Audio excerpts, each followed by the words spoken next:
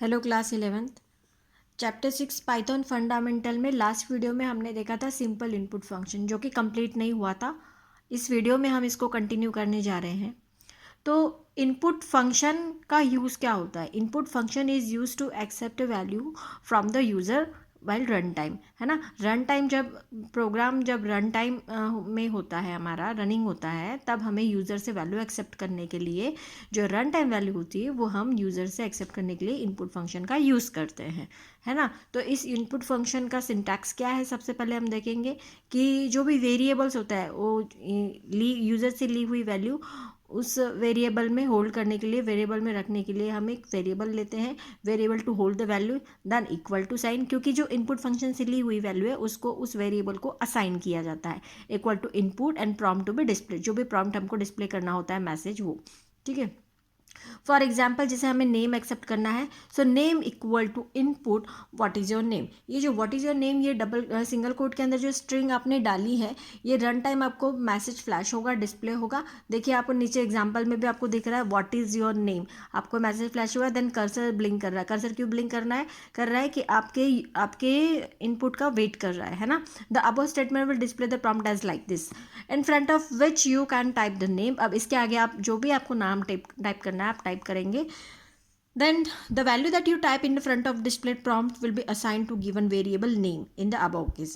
जो भी वैल्यू आप डालेंगे वो वैल्यू किसको असाइन करेगा, ये नेम नाम के वेरिएबल को असाइन करेगा। Now consider the following commands, ये देखेंगे ये कमांड्स यहाँ पे दी गई है।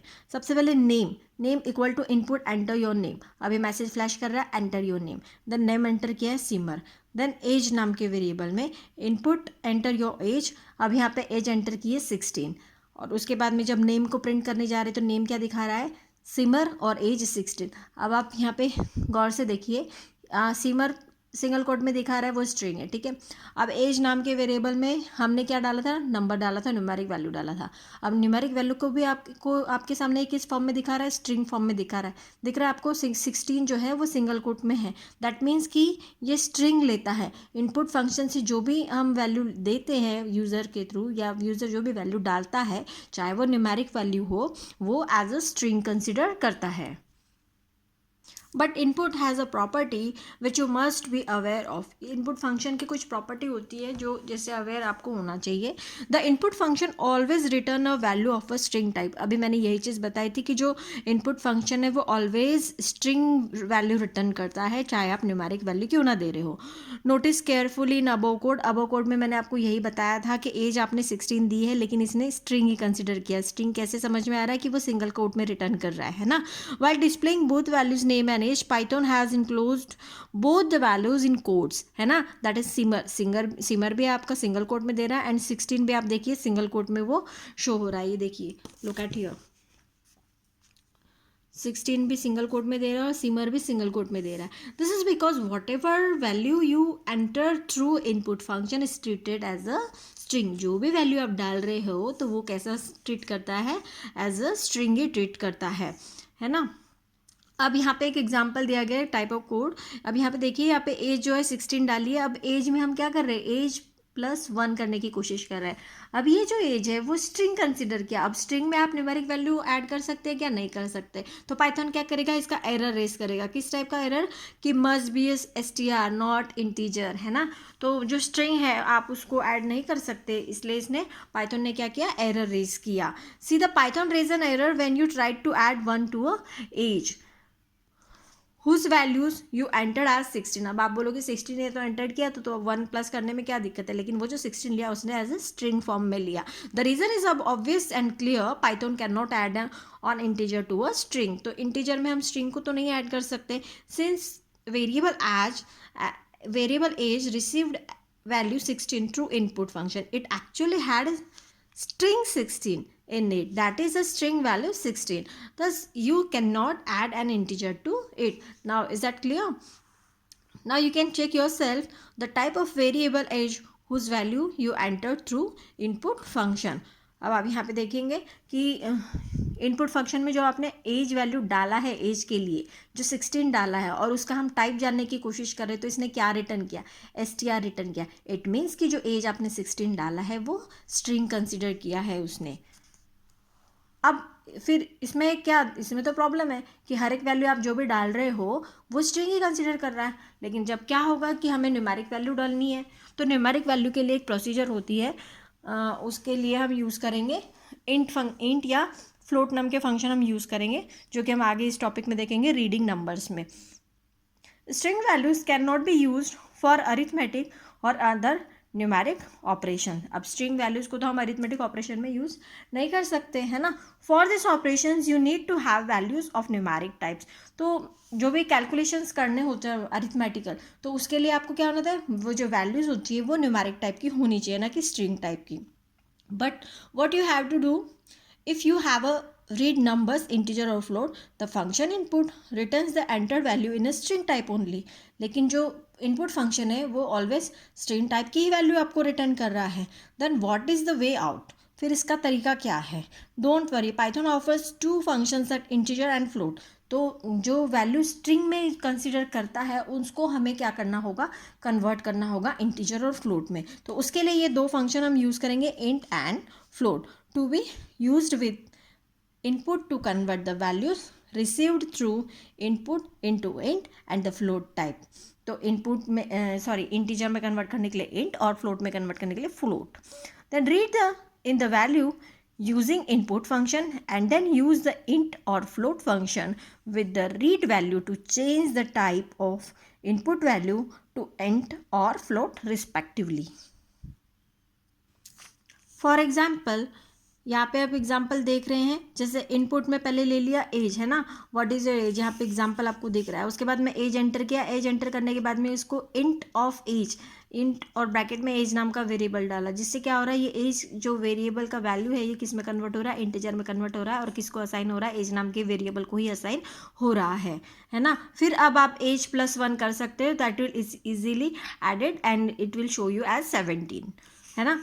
अब यहाँ पे देखिए, जैसे फ्लोट में कन्वर्ट करना है, फ्लोट में कन्वर्ट करने के लिए आपको क्या करना पड़ेगा, जैसे आपने इनपुट फंक्शन में वैल्यू डाल दिया और फिर 73.5, उसके बाद में आपने वो मार्क्स है उसको किस में कन्वर्ट कर दिया, फ्लोट में कन्वर्ट कर दिया। तो कैसे लिखेंगे, marks is equals to float of marks, है ना। फिर आप ये मार्क्स में जो भी ऐड करना चाहे, आप सब्ट्रैक्ट करना चाहे, आप जो भी करना चाहे आप कर सकते हैं। अब इन दोनों स्टेटमेंट को हम कंबाइन करके भी लिख सकते हैं, एक साथ भी एक सिंगल स्टेटमेंट में भी हम दे सकते हैं। तो वो कैसे देंगे, look at here, variable is equals to int और ब्रैकेट में इनपुट फंक्शन, ठीक उसी तरीके से जैसे फ्लोट ब्रैकेट में इनपुट फंक्शन देके प्रॉम्प्ट डिस्प्ले करेंगे, है ना। ये देखिए एक और एग्जांपल यहाँ पे दिया गया है, marks is equals to float input enter marks, और मार्क्स एंटर किए तो वो एज फ्लोट में कन्वर्ट किया उसने, और वैसे ही इस तरीके से इंट इनपुट और जो भी एज डाला है वो उसने क्या किया, फिर इंटीजर में कन्वर्ट कर दिया। अब यहाँ पे टाइप जानने की कोशिश कर रहे हैं टाइप नाम के फंक्शन से, तो ये देखिए मार्क्स का जो टाइप है ये फ्लोट रिटर्न किया, और उसी तरीके से एज का जो टाइप है वो इंट रिटर्न किया। After using int and float function with input, you can check yourself using type function that the type of a read values is now int or float now, है ना। तो आप type check कर सकते हैं कि आपने किस टाइप का वैल्यू डाला, उसने कन्वर्ट किया या नहीं किया। टाइप फंक्शन से आप इसको रीचेक कर सकते हैं। इसके बाद में possible errors when reading numeric values क्या हो सकते हैं, मतलब एरर्स क्या आ सकते हैं, फिर आपको कौन सी चीज़ों का क्वेश्चंस लेना होगा, है ना। If you are planning to input an integer or floating point numbers using input inside a int or float such as shown below, इस तरीके से ये स्टेटमेंट हमने पहले भी दिया था, int input enter your age, फिर परसेंटेज में भी आप देख रहे हो float input enter percentage, then you must ensure that the values you are entering must be in a form that is easily convertible to the target type. तो जो भी आप वैल्यू डाल रहे हैं वो इजीली कन्वर्टेबल हो जाए, उसमें कोई प्रॉब्लम ना आए। अब जैसे आप इंटीजर नाम के वेरिएबल में आप डालने की कोशिश कर रहे हैं 23.5, अब इसको इंट में कन्वर्ट करना है तो इसमें प्रॉब्लम आ जाएगी। In other words, while inputting integer values using int with input, make sure that the value being entered must be integer type compatible। मतलब जो भी आप वैल्यू डाल रहे हैं वो integer type compatible होनी चाहिए, ऐसे नहीं कि कोई भी वैल्यू आपने डाल दिया। Carefully have a look at exam, यहाँ पे एग्जाम्पल देखिए, जैसे int input and what is your age, अब एज में यहाँ पे 17.5 डालना है, तो इसमें क्या करेगा, एरर रेस करेगा पाइथन, है ना। Invalid details for int with base 10, तो ये तो गलत है और ये एरर रेस करेगा। तो वैल्यू आप डाल रहे हो, मेक श्योर कि वैल्यू आपकी कंपैटिबल हो, टाइप के कंपैटिबल वो वैल्यू हो, है ना। उसके बाद में नेक्स्ट एग्जांपल है, जैसे आपने 17 डाला है, तो 17 एज ए टेक्स्ट में डाला है, स्ट्रिंग में डाला है, तो आप कन्वर्ट करना चाह रहे हैं इंट में, तो आपने दे दिया 17, वो कैसे कन्वर्ट करेगा इस 17 को? तो इसके लिए भी पाइथन जो है एरर रेज करेगा। एरर आपका आएगा कि invalid details for the int with base 10 17, इस तरीके से वो एरर रेज करेगा अगर वैल्यू आप कंपेटेबल नहीं डालते हैं तो। फिर थर्ड केस आ जाता है कि सेकेंड केस आता है कि while inputting floating point values using float with input function, make sure that the value being entered must be a float type compatible. Same जैसा इंटीजर में प्रॉब्लम आती है उसके कंपेटेबल वैल्यू नहीं होती, ठीक उसी तरीके से फ्लोट में भी प्रॉब्लम आती है जब आप उसकी फ्लोट कंपेटेबल वैल्यू नहीं डालते हैं। तो यहाँ पे एग्जांपल दिए गए, अब जैसे आप फ्लोट की वैल्यू डाल रहे हैं लेकिन फ्लोट में आपने क्या वैल्यू डाला है 73.5.50, अब ऐसे कोई वैल्यू होती है फ्लोट की? नहीं होती, 2 बार इसमें पॉइंट आ गया है ना। सो आपको इसके लिए भी एरर जनरेट करता है Python, could not convert a string to float, इस तरीके से। उसके बाद में नेक्स्ट वैल्यू आप देखेंगे यहाँ पे नेक्स्ट एग्जांपल, इसमें आपको फ्लोट वैल्यू डालना है, आपने फ्लोट वैल्यू डाला 73% डाल दिया, तो ऐसे नहीं चलेगा इसमें, है ना, इसके लिए भी एरर रेज होता है पाइथन में। Please note that the values like 73 और 73 पॉइंट और 0.73 आर ऑल फ्लोट कन्वर्टिबल, मतलब इन वैल्यूज़ को फ्लोट कंपैटिबल होती है और इन वैल्यू को आसानी से कन्वर्ट कर लेता है, क्योंकि 73 है तो वो 73.0 लग जाएगा, 73 पॉइंट है मतलब ऑब्वियस 0.0 है, एंड 0.73 है मतलब ऑब्वियसली 0.73, तो इस तरीके से इसमें कोई प्रॉब्लम नहीं आता और एरर भी रेज नहीं होगा। Hence Python will be able to convert them to float and no error shall be reported if you enter such values. इस तरीके की वैल्यू डालने से पाइथन में कोई एरर नहीं आता है।